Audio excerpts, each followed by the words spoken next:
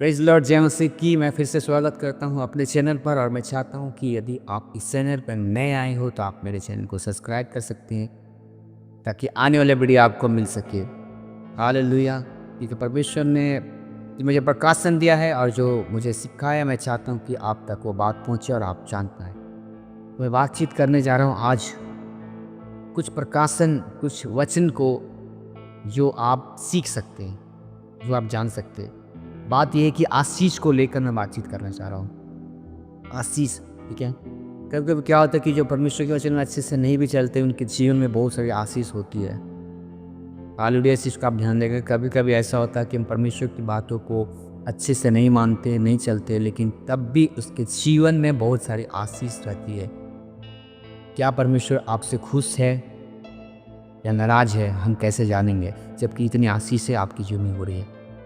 एक बात बताना चाहता हूँ, मत्ती 4 में अगर आप पढ़ेंगे, आप निकाल के, आप जानते होंगे कि यीशु मसीह को शैतान ने बोला था कि मुझे झुक कर एक बार प्रणाम करो तो सब आशीष तुझे दूंगा। बहुत सारी आशीष को देने की बातचीत कर रहा था शैतान। हालेलुया। इस चीज़ को ध्यान देंगे। क्या बोला? एक बार मुझे झुको, प्रणाम करो, मैं तुम्हें बहुत सारी आशीष को दूंगा। इसका मतलब है कि आपके जीवन में, हम लोग के जीवन में आशीष देने वाला दो जन है, दो शख्स है जो आपको आशीष देता है। पहला परमेश्वर, दूसरा शैतान।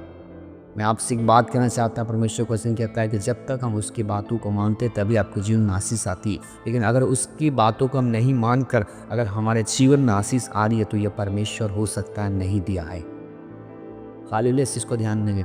अगर आप परमेश्वर से अलग है, परमेश्वर से हट गए, परमेश्वर की बातों को नहीं मान रहे, पाप और बुराई में जी रहे, तब भी आपके जीवन में आशीष है, धन की, हर एक चीज़ की। इसका मतलब देने वाला परमेश्वर नहीं है, आपको शैतान दे रहा है।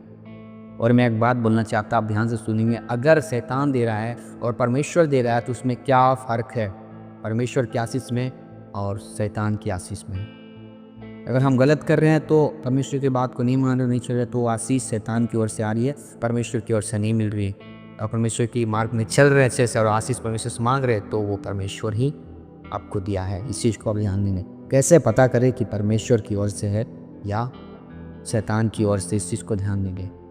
जैसे कि आपने परमेश्वर से धन की आशीष को मांगा और आपको धन की आशीष मिल गया, और वो धन मिलने के बाद, तो पैसा मिलने के बाद आपके लाइफ में प्रॉब्लम्स आ जाएं। पैसा तो आपको बहुत मिला, लेकिन बीमारी किसी को लग गया, कोई प्रॉब्लम्स हो गया। पैसा मिला लेकिन पैसा ख़त्म हो रहा है। आपके पैसे में आशीष नहीं है। फिर से सुनेंगे कि अगर आपको पैसा मांगा, आपने पैसा मिला, और क्या हो रहा है कि पैसा ख़त्म हो रहा है। जैसे कि पैसा मिलते ही किसी के साथ बीमारी हो गया, वो पैसा बीमारी में चला गया। पैसा आते के साथ किसी का एक्सीडेंट हो गया, पैसा उसमें चला गया। पैसा आते के साथ प्रॉब्लम्स हो रहे हैं और पैसा ख़त्म हो रहा है। इस चीज़ को याद रखिए, वो पैसा केवल शैतान की ओर से आपके जीवन में मिला है। क्योंकि पैसा अगर परमेश्वर की ओर होता तो उसमें आशीष होता। हालेलुया। समझ रहे हैं? परमेश्वर की ओर से पैसे मिलने से आपको आशीष होंगे, उसमें कोई प्रॉब्लम्स, कोई कष्ट, कोई परेशानी, कोई दिक्कत तकलीफ नहीं होगा। पैसे मिलेंगे, सब खुश होंगे, हर चीज़ आप ले पाएंगे। ये परमेश्वर जो आप चाहते हैं, ये परमेश्वर की इच्छा आपको दी, वो हर एक चीज़ ले पाएंगे। लेकिन यदि वो शैतान की ओर से मिला है तो वो आपके घरों में पैसा नहीं बचेगा। पैसा मिलने के साथ आप अपने जीवन में देखें और चेक करें, क्या आपको पैसा मिलने के बाद आपके लाइफ में प्रॉब्लम्स आए हैं? कोई बीमार पड़ा है, किसी का एक्सीडेंट हुआ है, किसी को दुष्ट आत्मा पकड़ा है? इसका मतलब वो धन की आशीष शैतान की ओर से, परमेश्वर की ओर से नहीं है। इस चीज़ को ध्यान देंगे। आप अगर परमेश्वर की बातों को मान रहे हैं तो परमेश्वर की ओर से आशीष मिलेगी। अगर परमेश्वर की बातों को नहीं मानकर आप चल रहे हैं तो आप लिख लीजिए कि परमेश्वर आशीष आपको नहीं दे रहा है, शैतान। क्योंकि मत्ती 4 में लिखा हुआ है, आप पूरा पढ़ेंगे उसमें मालूम चलेगा कि आशीष देने वाला दो शख्स है, एक शैतान है और परमेश्वर है। आप अपने जीवन में आशीष किससे ले रहे हैं? शैतान से ले रहे हैं या परमेश्वर से ले रहे हैं? अपने जीवन में चेक करें, परमेश्वर से ले रहे हैं या शैतान से ले रहे हैं। अगर शैतान से आशीष आपके जीवन में आ रही है तो आपके जीवन से प्रॉब्लम्स दूर रहेंगे। आशीष तो देगा, आशीष के साथ प्रॉब्लम भी होगा। धन की आशीष होगी, उसके साथ प्रॉब्लम्स होगा। गाड़ी होगा लेकिन उसमें प्रॉब्लम्स होगा। जो भी आशीष आप ले रहे हैं, आप चेक करें अपने जीवन में आशीष किसकी ओर से, क्योंकि शैतान भी आपके जीवन में दे सकता है। यीशु मसीह को बोला कि झुको तो मैं तुम्हें ये सारी आशीषें दूंगा।